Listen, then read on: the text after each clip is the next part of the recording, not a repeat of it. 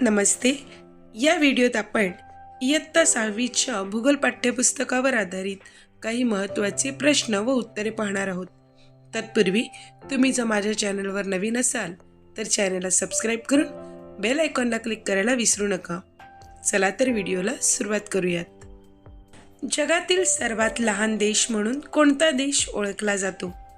तर Vatican city हा जगातील सर्वात लहान देश म्हणून ओळखला जातो. जगातील सर्वात मोठा देश कोणता? तर रशिया हा जगातील सर्वात मोठा देश आहे. गोठणबिंदू किती आहे? तर -39°C. अल्कोहोलचा गोठणबिंदू किती असतो? तर -130°C एवढा अल्कोहोलचा गोठणबिंदू असतो. तापमान कोणत्या एककात मोजतात? तर तापमान हा अंश सेल्सिअस किंवा अंश फॅरेनहाइट या एककात मोजतात. खडकांमध्ये कोणते खनिज आढळतात? तर खडकांमध्ये सिलिका, ॲल्युमिनियम, मॅग्नेशियम, लोह ही प्रामुख्याने आढळतात आणि या व्यतिरिक्त इतरही खनिज आढळतात. निर्मितीनुसार खडकांचे 3 प्रमुख प्रकार कोणते? तर निर्मितीनुसार एक अग्निजन्य खडक, त्यालाच अग्निज खडक किंवा मूळ खडक म्हणतात. 2 गाळाचे खडक, त्यालाच स्तरित खडक म्हणतात व रूपांतरित खडक. हे 3 खडकांचे प्रकार आहेत. शिलावरणामध्ये तयार झालेल्या खनिजाच्या मिश्रणालाच खडक म्हणतात आणि खडकालाच दगड, पाषाण, शिला किंवा शिळा असेही म्हणतात. लाव्हारस थंड होऊन तयार झालेल्या खडकाला काय म्हणतात? तर लाव्हारस थंड होऊन तयार झालेल्या खडकाला अग्निजन्य खडक म्हणतात. या खडकाची निर्मिती भूपृष्ठावर किंवा भूपृष्ठाखाली होते. खडकांमधीलच रासायनिक घटकांनुसार याचे प्रकार होतात. उदाहरण ग्रॅनाइट, बेसाल्ट आणि डोलेमाइट इत्यादी. अग्निज किंवा गाळाच्या खडकावर अतिउष्णता व प्रचंड दाब पडल्यामुळे खडकांतील खनिजांचे पुन्हा स्फटिकीकरण होऊन तयार झालेल्या खडकाला काय म्हणतात? तर अशा खडकाला रूपांतरित खडक असे म्हणतात. अग्निजन्य खडकात प्रमुख खडक कोणता आहे? तर बेसाल्ट खडक हा अग्निजन्य खडकात प्रमुख खडक आहे. प्युमिस खडक हा कोणत्या प्रकारचा खडक आहे? तर प्युमिस खडक हा अग्निजन्य प्रकारचा खडक आहे. ज्वालामुखीतून येणाऱ्या फेसापासून हा खडक तयार होतो आणि तो सच्छिद्र असतो. त्याची घनता कमी असल्याने तो पाण्यावर तरंगतो. आग्रा येथील ताजमहाल कोणत्या खडकांनी बांधलेला आहे? तर आग्रा येथील ताजमहाल हा संगमरवर या खडकाने बांधलेला आहे. हा रूपांतरित खडक आहे आणि हा खडक राजस्थानमधील मकराना या खाणीतून मिळवला आहे. दक्षिण कोकणात प्रामुख्याने कोणता खडक आढळतो? तर दक्षिण कोकणात प्रामुख्याने जांभा खडक हा आढळतो. भूपृष्ठापासून पृथ्वीच्या केंद्रापर्यंतचे अंतर किती आहे? तर सुमारे 6373 किलोमीटर एवढे अंतर आहे.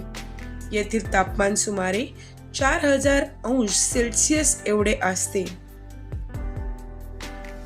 ह्युमस म्हणजे काय? तर मृदेतील कुजलेला जैविक पदार्थ म्हणजेच ह्युमस. यात झाडांची मुळे, पालापाचोळा याशिवाय अर्धवट किंवा पूर्णपणे कुजलेले जैविक पदार्थांचा समावेश असतो. ज्वालामुखीच्या उद्रेकानंतर भूपृष्ठावर येणाऱ्या तप्त पदार्थाला काय म्हणतात? तर ज्वालामुखीच्या उद्रेकानंतर भूपृष्ठावर येणाऱ्या तप्त पदार्थाला लाव्हारस म्हणतात आणि लाव्हारस हा अर्धप्रवाही स्वरूपात असतो. यापासून बहिर्निर्मित अग्निज खडक बनतात. पृथ्वीच्या पृष्ठभागावरील उत्तर व दक्षिण ध्रुवांना जोडणाऱ्या काल्पनिक रेषेला काय म्हणतात? तर पृथ्वीच्या पृष्ठभागावरील उत्तर व दक्षिण ध्रुवांना जोडणाऱ्या काल्पनिक रेषेला रेखावृत्त असे म्हणतात आणि या सर्व रेषा या अर्धवर्तुळाकार असतात. ज्या ठिकाणी समुद्राच्या खाऱ्या पाण्यापासून मिठाची निर्मिती केली जाते त्या ठिकाणांना काय म्हणतात? तर ज्या ठिकाणी समुद्राच्या खाऱ्या पाण्यापासून मिठाची निर्मिती केली जाते त्या ठिकाणांना मिठागरे किंवा आगरे असे म्हणतात. सूर्य व चंद्र यांची गुरुत्वाकर्षण व पृथ्वीचे केंद्रोत्सारी बल यांचे एकत्रित प्रभावामुळे सागरी जलाच्या पातळीत होणारी वाढ याला काय म्हणतात? तर सूर्य आणि चंद्र यांच्या गुरुत्वाकर्षण आणि पृथ्वीचे केंद्रोत्सारी बल यांच्या प्रभावामुळे सागर जलाच्या पातळीत जी वाढ होते त्याला भरती असे म्हणतात.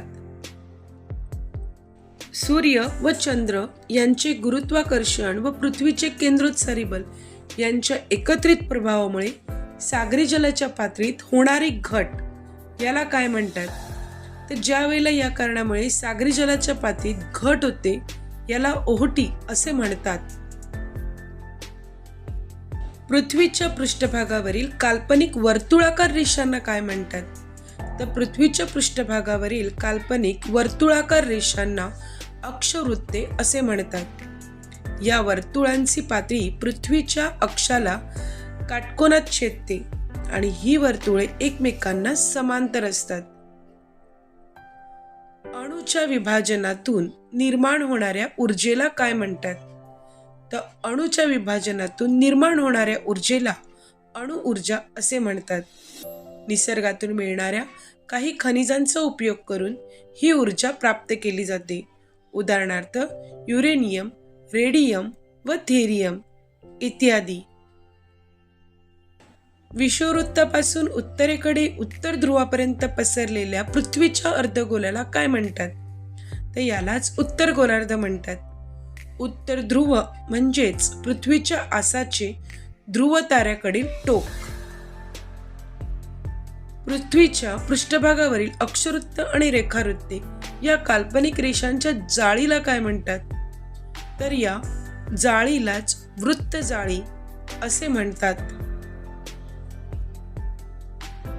विषुववृत्तापासून दक्षिणेकडे दक्षिण ध्रुवापर्यंत पसरलेल्या पृथ्वीच्या गोलार्धाला काय म्हणतात? ते दक्षिण ध्रुवापर्यंत पसरलेल्या अर्धगोलाला दक्षिण गोलार्ध म्हणतात. दक्षिण ध्रुव म्हणजेच पृथ्वीच्या आसाचे उत्तर ध्रुवाच्या विरुद्ध बाजूचे टोक. समुद्राला सर्वात मोठी भरती कधी येते? तर समुद्राला सर्वात मोठी भरती पौर्णिमा व अमावस्येला येते. चंद्र व सूर्याच्या गुरुत्वाकर्षण शक्तीमुळे दिवसातून म्हणजे 24 तासात 2 वेळा भरती येते. उधाणाची भरती कशाला म्हणतात? तर अमावस्या आणि पौर्णिमेला सूर्य, चंद्र आणि पृथ्वी हे एका सरळ रेषेत येतात. त्यावेळी समुद्राच्या पाण्याची पातळी जास्त वाढते व भरती येते. भांगाची भरती कशाला म्हणतात? तर भांगाची भरती चंद्र हा पहिल्या आणि तिसऱ्या चतुर्थांशात ज्यावेळेला असतो त्यावेळेला भांगाची भरती येते. म्हणजेच तेव्हा सूर्य आणि चंद्र हे काटकोनात असल्याने भरतीची पातळीही कमी असते. व्हिडिओ आवडल्यास व्हिडिओला लाईक, शेअर व चॅनलला सबस्क्राईब करून बेल आयकॉनला क्लिक करायला विसरू नका. व्हिडिओ कसा वाटला हे मला कॉमेंट्समध्ये नक्की कळवा. धन्यवाद.